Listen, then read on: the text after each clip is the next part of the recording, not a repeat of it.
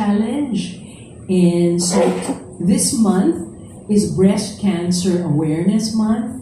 So what happened to me was I was in a teleserye once again with Miss Jean Garcia and Mr. Alger Brenica in 2016. Yes, 2016. I was playing a mother and we were inside the hospital. Yung aking anak, dun sa role ko, meron siyang sakit. So we were in the hospital. Tapos bigla ako naisip magpa-check up that day kasi nandun nga kami sa hospital. So we had a long break. I went to the hospital and I had a check-up. But I called up my doctor. Sabi niya, hindi mo pa check-up. Kailangan mo maghintay. So naghintay pa ako ng mga ilang weeks and then I had a check-up. So part of the check-up, it was just a routine check-up which I have every year. Meron silang nakita. So ang nakita nila, yun na nga.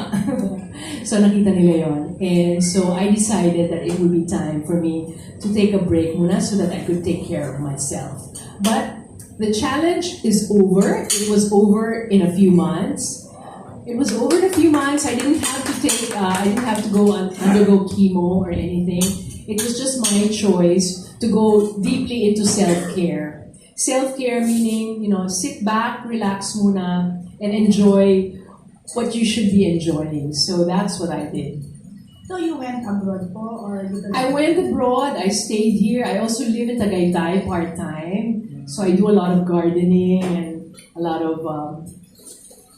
I also go to a meditation center. I study meditation. I became very deeply involved into open eyes meditation. And some of you here have actually been there. Actually, Flip Music, Miss Jelly Mateo is here right now. Yes. Thank you so much because it was in one of those occasions at the Brahma Kumaris Spiritual University in Tagaytay where I was singing. So what I did was, even if I wasn't singing mainstream, I was singing a lot for our meditation community, for retreats, for all these seminars. I would be very active there. And that's where Miss Jelly saw me and came up to me and said to me, Miss Timmy, yung mga music mo ba, nasa labas na ba yan? Sabi niya gano'n. Naririnig ba yan ng mga tao? Sabi ko, hindi, dito lang. Sabi ko gano'n. So sabi niya sa akin, we wanna bring your music out there, sabi niya. And she was so young at that time. They looked like high school kids, So I was like, okay, let's do it. And then the next thing I knew, we were signing our contract and my songs that I wrote during the time that I was on vacation are really out on all the digital streaming outlets. So it's really nice that I sat back first and also I was able to fulfill my dream of becoming a composer. So, ito po yung song nyo, itong ilo-launch ngayon, yung Christmas song. Ano po title na? Para lang. Ang title ng song is All I Want is You. All I Want is You. Yes. Yeah. Kayo po nag-compose nito? Yes. So, yung kinanta ko kanina, yung 2 songs kanina, those were my first try in writing lyrics. Kasi sabi ko sa sarili ko, how can I call myself a real artist if I only interpret other people's songs? So parang, for me, okay, singer ka, meron kang mga songs, of course, pero hindi naman ikaw sumulat. So parang sa akin, parang kulang. So sabi ko, Lord, turuan mo naman ako. So what I did was one day, I was in a teleserye, nandun si Ogie Alcacid. And di ba magaling na composer? So sabi ko, Ogie, turuan mo naman ako magsulat, oh. Sabi sa akin ni Ogie, kaya mo yan. Sabi niya sa akin, paano mo ba ginagawa? Sabi niya sa akin, basta mag-emote ka lang. Ang hirap naman nun. Sabi niya, mag-emote ka lang, subukan mo lang ng subukan. But I took his advice and I started practicing. And there came a time na, boom, parang ganun na lang. So now, I compose my music and it's distributed by Flip Music and I love it. So ilang songs na po ang na-compose? I was naka-release siguro mga 28. Wow, Binilang nila 28 na. So it's all on the digital platforms.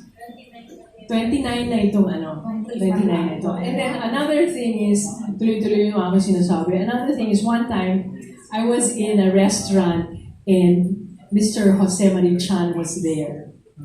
So I came up to him and I said, hi. And he didn't recognize me because my hair was short and it was already, gray na. So parang nanibago siya sa akin. And then I go, Timmy Cruz. Oh, sabi niya gano'n. So picture. And then I told him, you know what? I'm following your footsteps sa Christmas songs. Tawa siya ng tawa. And then he told me, he gave me the advice na just keep on writing, sabi niya. Keep on composing. As long as it's there, just let it all out, sabi niya ganun sa akin. So every year, I've been releasing since 2019, my own Christmas song. I would send it to Jose Marie Chan, and he would listen to it, and he would give me his advice. That's why this time, I'm going to send it to him again. And I'm going to listen to his advice. One of the things that I learned during the pandemic is to listen, is to obey. To listen and to obey and to just, cut my ego into pieces kasi I need to listen and I need to obey. So that's what I learned. So kung gusto niyo akong utusan, susunod ako sa inyo.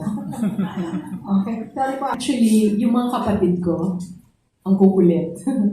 I have 3 sisters, 2 ates, and 1 younger sister.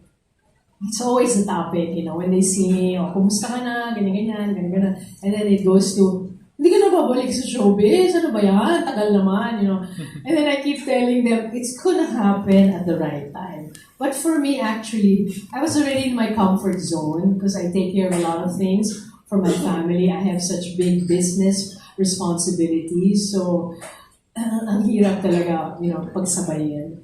But one day, I was on vacation in the States, and my sister again told me, bumalik ka na. Sabi ganyan sa akin. Babalik ka ba? Hindi. Sabi ganun sa akin. Sabi ko, this is my older sister. Sabi ko, babalik ako. Pero gagawa ko ng paraan pag-uwi ko ng Maynila. Sabi niya, hindi. Kumonta ka na ngayon habang nandito ka. Gusto ko makita. Sabi niya gano'n. Ano po kayo yan? I was in Rhode Island, United States. So what I did was, naisip ko, I would get in touch with some writers probably kasi gusto ng sisters ko, acting. Hindi naman nila sinabi go back to singing eh. Sabi nila acting. So I contacted RJ Nuevas. You all know him, right? So I gave him, sabi ko sa kanya, RJ, I have a thought. Ganun lang, simple lang. I have a thought na babalik ako sa showbiz. Sa tingin mo, pwede? Pwede pa? Sabi ni RJ, syempre, pwede pa. Halika na, dalian mo. Sabi ni RJ na gano'n. So sabi ko, naisip ko, kailangan ko ng manager because my previous manager, Tita Angge, passed away, right? Rest in peace, my dear Tita Angge. I really do love my Tita Angge. And so, sabi ni RJ, sige, hanap kita ng manager. Sino kaya ang manager na pwedeng mag-manage ng isang katulad ko? Kasi matanda na ako, sabi ko sa kanya. Tapos sabi niya, anong matanda? Sabi niya gano'n. So, sabi niya, he gave the name of RJ, of Rams. Sabi niya, Rams David. Only one name he gave me. So, he said to me, when you come back, I'll set up a meeting with him. So, immediately when I came back, I forgot about it kasi I had to handle business again. After 1 month, sabi ni RJ nag-text, nag-message siya, ano ba? Sabi mo, babalik na. Ano ba? Sabi ganyan. Then, nag-isip na naman ako, sabi ko, parang mahirap yata. Sige, babalik na. So, he set up a meeting with Rams, and we had merienda, and the rest is Okay. Yeah. ano mo? May nakalain na na po ba? Marami na. Ay, ang winner naman. Wish ko pa lang yan. Wish ko pa lang ah. Okay, speaking of wish, last question ko na po. Since the title of your song is, I wish, tama ko ba? My wish for you. My wish My for wish you. for you. Pero ano po talaga yung wish nyo ngayon? Now that you're returning Yes. and it's Christmas time. Yes. My wish is this. I'm coming back into showbiz not because I really want some major things from showbiz. It's because marami akong daladalang regalo. Marami akong pasalubong in my heart para sa showbiz. So, yun ang gusto kong i-share. Kasama na doon yung peace, happiness, joy, zeal, enthusiasm, good vibes. Lahat yan, dala-dala ko. At gusto kong i-share. Super sa showbiz. Yan ang wish ko na itong ating industry, maging industry of peace, love, and happiness. I know it sounds a little simplistic maybe, and it sounds like parang peace on earth, parang ganun. Pero para sa akin kasi, it all starts from within. We may look very nice outside. You may ask me, how are you? And I'll say, I'm fine. But how are you really inside? So, gusto ko mag-share, pati sa mga kapwa-artista ko. Kasi bago ako nag-vacation, parang gano'n na yung nagiging papel ko eh. Like sa set, pumupunta sa akin yung mga ibang artista, tita-tita, blah, blah, blah, and then kwento-kwento, life story, ganyan, konting advice here, konting ganyan. So, yun ang gusto ko, na makatulong ako kasi yung showbiz, hindi lang ninyo alam. Parang feeling ng maraming tao na yung pa ako, hindi naman talaga nakaapak sa showbiz dati. Na feeling nila that I was born with a whatever, na hindi ko na kailangan magtrabaho. No, that's not true. That's not true. If you really know me, if you really got to know me, masipag po ako. Tsaka matyaga ako. Pinagtyagaan ko kasi when I entered showbiz, wala naman akong kakilala. I didn't belong to the Cruz family. Akala ng mga tao I was the sister of Pip and I was the cousin of Sunshine. No, I wasn't. I belong to a business family. None of my siblings are artists. Bale, lumihis ako. Eh, pag lumihis ka, medyo mahirap. Kaya pinagtyagaan ko. And nung nag-umpisa ako, ang talent ko, zero. Minsan disintonado, hindi pa ako nakakahawak ng mic, never pa ako nakaapak ng stage, never pa ako nakapunta sa recording studio. Nag-aral ako ng voice, nag-aral ako ng dance, nag-aral ako ng salita.